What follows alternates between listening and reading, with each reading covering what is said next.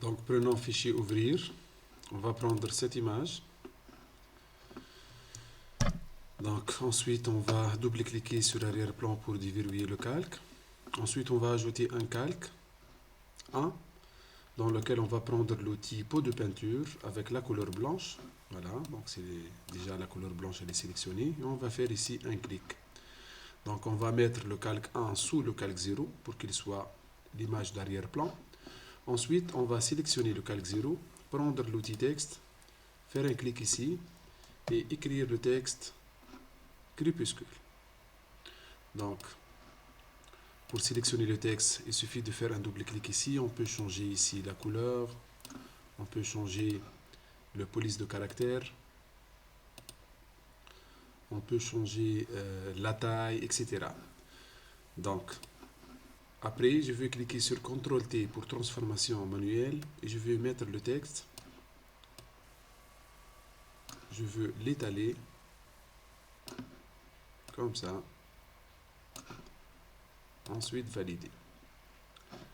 Je vais prendre l'outil de placement. Donc je vais mettre le calque 0 dans l'ordre sur le calque crépuscule. Ensuite cliquer sur le calque 0 par la touche droite et choisir créer un masque d'écritage. Et comme vous voyez, le masque d'écritage il permet de voir l'image à partir du texte. Maintenant on va cliquer sur crépuscule à droite, option diffusion. Et on va modifier un peu le style du texte. Donc c'est FDX, option de fusion. On va choisir la dernière option, ombre portée. On va mettre ici la couleur noire de l'ombre. Si on met 100%, on voit la couleur noire. Si on met 50% comme demandé dans l'exercice, donc elle est un peu grise. L'angle 120. La distance, je vais mettre 15. Et la taille, je vais mettre 15. Donc en principe, je valide maintenant par OK.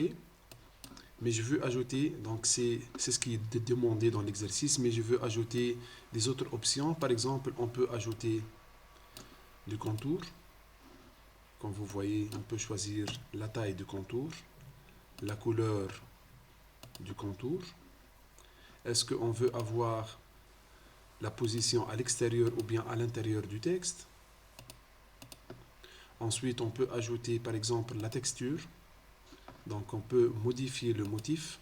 Par exemple, on prend celui-ci. Modifier l'échelle du motif. Comme vous voyez, le relief.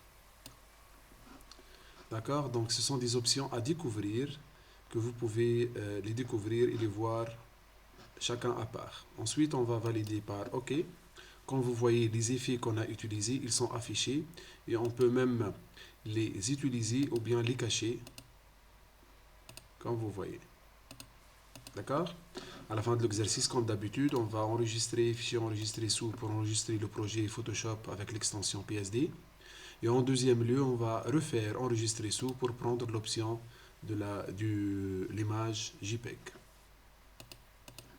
Merci bien.